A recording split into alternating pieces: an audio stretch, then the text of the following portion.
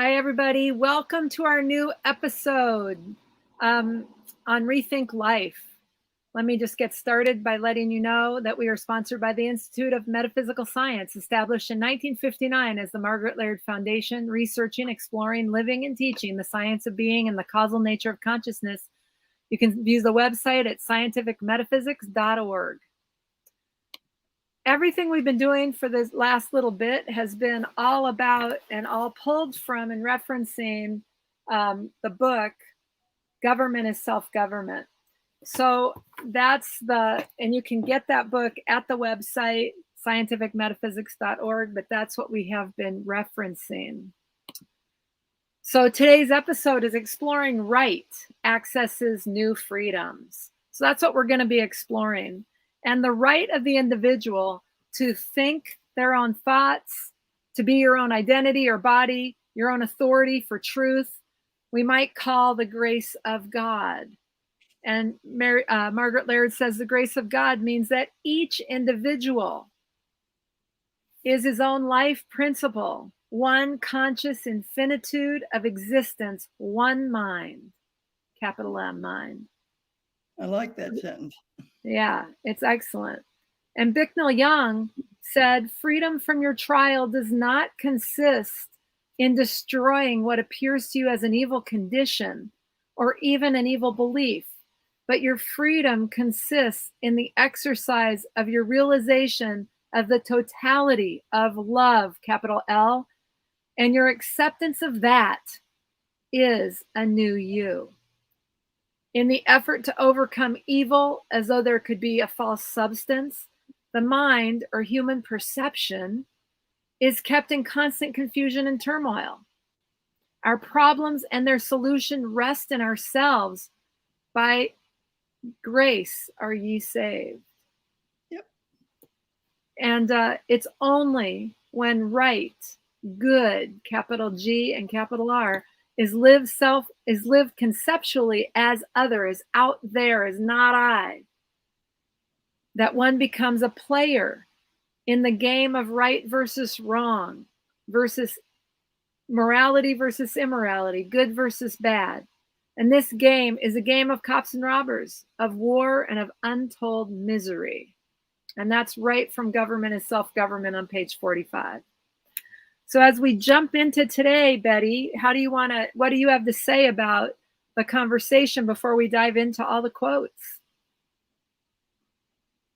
Well, I became interested in looking at all the aspects of right. And when I opened the dictionary, I found it had a huge long list of all the things that are right, none of which were the kind of right Mrs. Laird is talking about. So she's talking about something other than human right wrong, or human good bad, or better worse, or any of the opposites that fill the paradox. She's not talking about the human reasoning approach to living.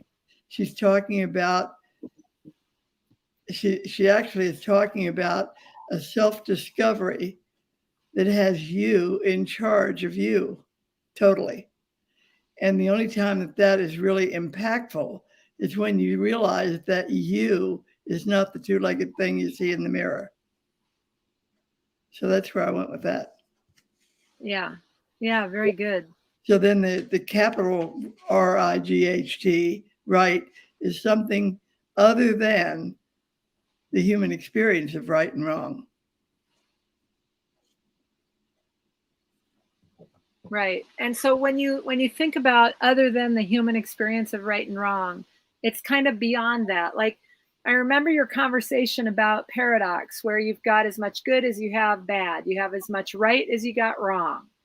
And that the one that you know in the human, the one that you know in the human perception of things, you have is defined by its opposite in the human perception of things.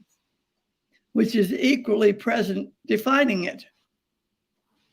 Yeah. So you got to step outside of that. You got to step outside of that to really start to explore, well, what are we talking about here? Yeah, it's the same thing. It requires your imagination, if anything else, probably a lot more. but it's the same thing as figuring out the divinity that has the Betty show up. Yeah. It's outside of the Betty look and the Betty Mhm. experience. Right. But without it, there wouldn't be any Betty. So when I say outside, I don't mean disconnected. I mean just not visible in the picture. Yeah. Yeah, very good. Okay, so shall we jump into the quotes? Okay. We've got government is self-government on page 45 and 46, right at the bottom. Perfection is gained because perfection, infinity, is the law. This fact lives self-consciously, evolves the indispensable human footsteps leading to perfection. Yep. Anything else on that one? And she follows it with that nice little sentence that says, remember the medium. The message is the medium. Right.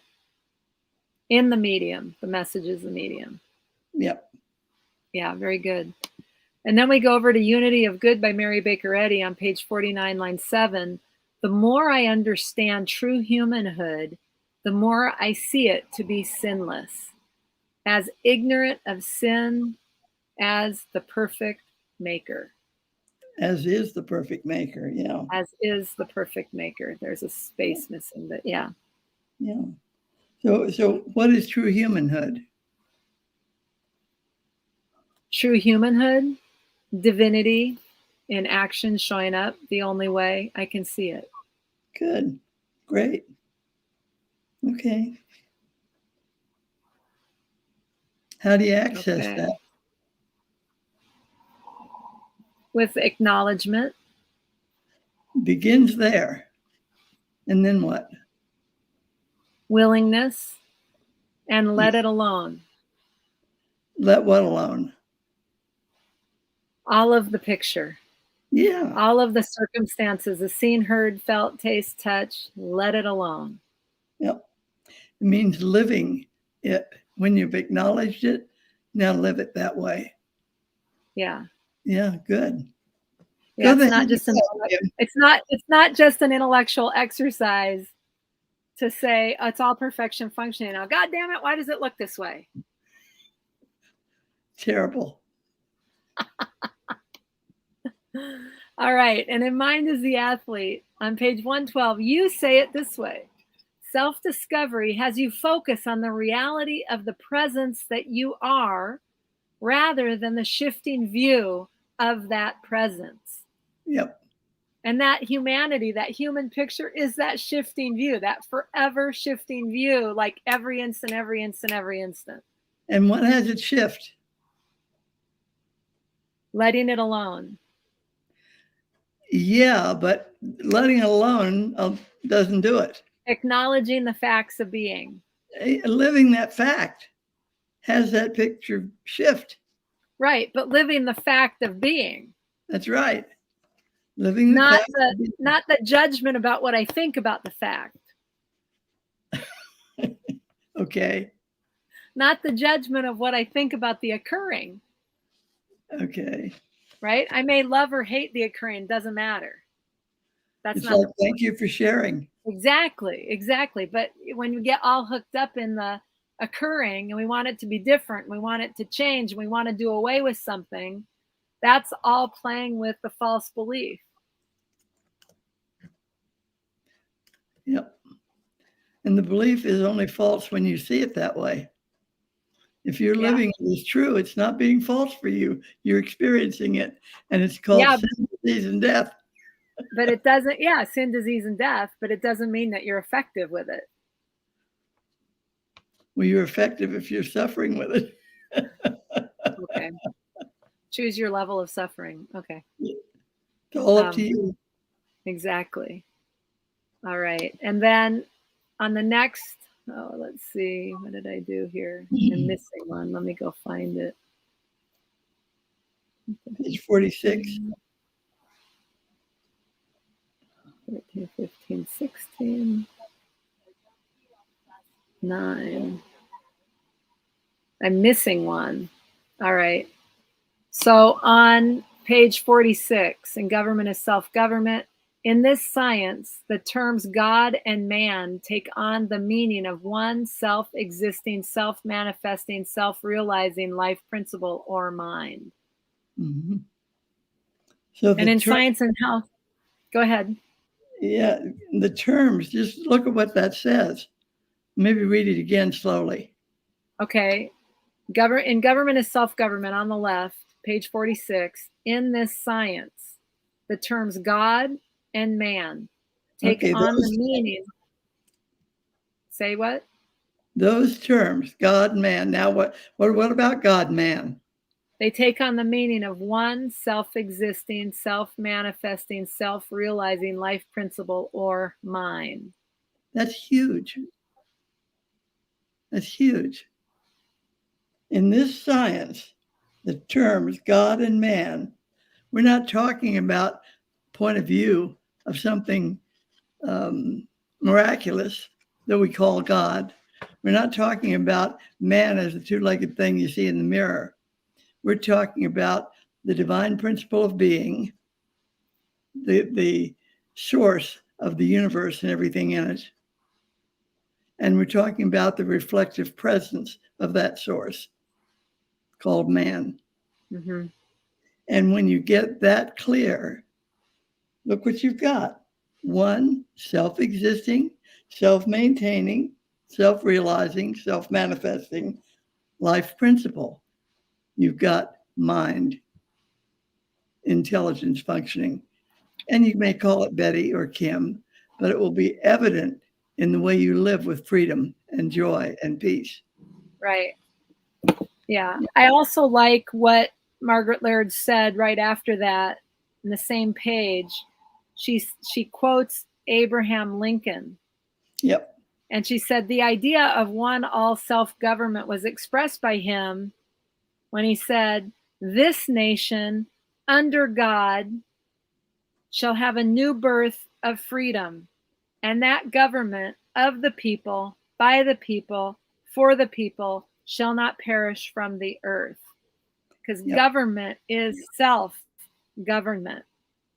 This Yep. new nation under God, or individual mind, is not a welfare state.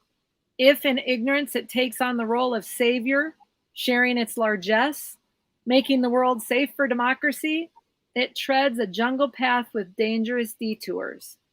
Let a people look unto their God, their own self-conscious divineness, if their nation is to be of value to other nations in the discovery of their freedom.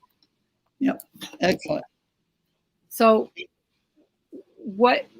talk to me about what you see there, specifically with what's going on in the world these days.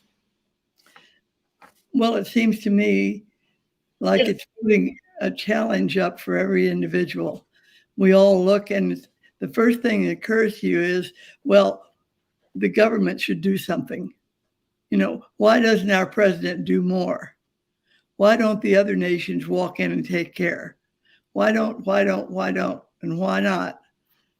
And we never look at the power present as one individual consciously aware that the world lives, and his world, the world of his own experience, lives, moves, and has reality only as he lives, moves, and has reality.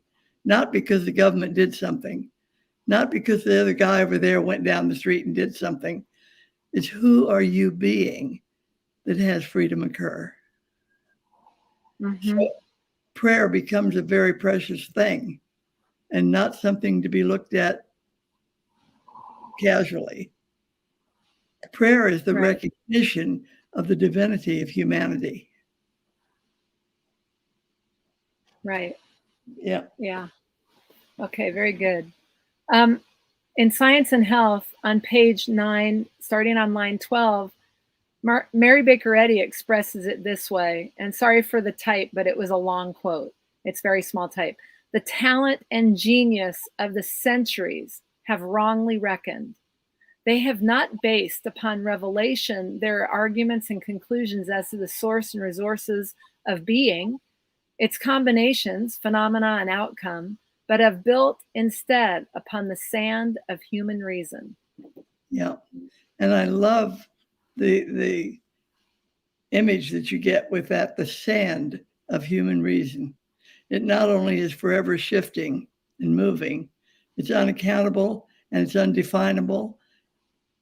It's not anything you can depend on. Yeah. So leave it alone. Right. Live with the facts of being instead of the fiction of human reason. Yeah. And Margaret Laird says, the issue is never what human policy will prevail or what plans will be advanced for the betterment of human conditions. The individual living his own self-conscious divinity lives in the universal dimension of peace and plenty. In this living, a new politics is born for the benefit of all. The priests and the politicians, which the new politics evolve, are then a new breed. Where was that? The bottom of page 47. Mm. All right. And then in your book on page 112, you say or write, judgments restrict and limit the perpetrator. On the human belief level, all positions are maybe so, maybe not, neither good nor bad. The positions of attachment or detachment cannot offer freedom because you're not at choice if you're hooked into a judgment. Yep. Right? Yep. Anything else on that? Nope. Okay. And again, you can, if you're liking this conversation, give us a heart or a thumbs up. And also you can have your own comments. Go ahead and type those in. We'd love to hear them and include them if possible. All right. And on page 47, in Government is Self-Government, Margaret Laird, pardon me? You just read that one. Ah, I did? Mm-hmm. No, I didn't. Okay. So in living myself as mind, my thinking, myself, is inspirationally original, incapable of being regimented or indoctrinated. The individual living his own self-conscious divinity lives in the universal dimension of peace and plenty. And continued, it goes on with, in this living, a new politics is born for the benefit of all. That's the part I just read. And the next sentence too. Yeah. So that's the part that I just read. The priests and politicians, which the new politics evolve, are then a new breed. Yep. And the thing is, we think that it takes human doing to affect change. I guarantee you that if you do absolutely nothing, the human will change. That's the nature of the human experience. It is a constant changing of who you're being. So it's always changing. Yeah. So yeah, change is the one constant. Yeah. And so working to affect change is kind of pointless. If you want to have peace and joy and power, you're going to have to let go of the human picture and live yourself divinely. You're going to have to look beyond the thing you see in the mirror and recognize that the thing that has you functioning, that divinity, is what shapes your ends, not your efforting on the human level. So if we can give up on that and start living ourselves divinely, we can be of great substantial help in our world that says we have a Ukraine suffering or that we have a tyrant dictating, that we have good and bad and right and wrong. We have to let that go in order to live ourselves divinely. And that was what makes miracles. And that's a tall order. Yeah. So, so when you look at the television and you see the news reports, what would be helpful?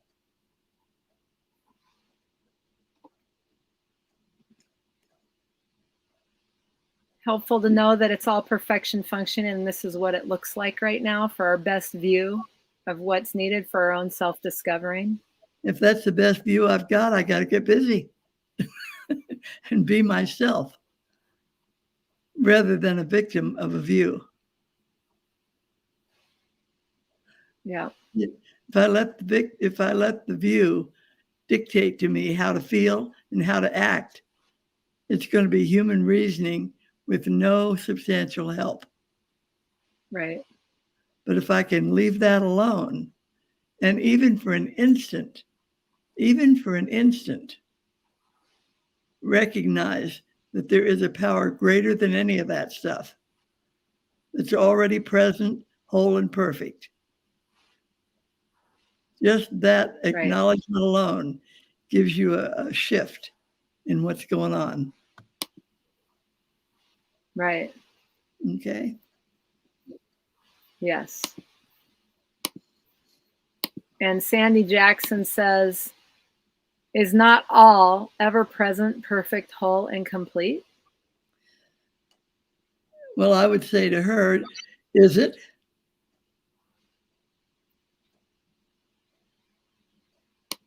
And then she went on and said, how to be myself, ? Yeah. Sandy, how do you be yourself?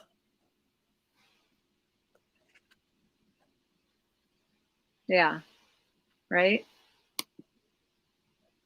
So then I would go on. So while you're thinking about that, Sandy, I'm going to go on. And in Science and Health on page 10, 25, and 26, and page 11, 242, Mary Baker Eddy said it this way: God was not in the whirlwind, not the blind force of a material universe. Jesus required neither cycles of time nor thought in order to mature fitness for perfection and its possibilities.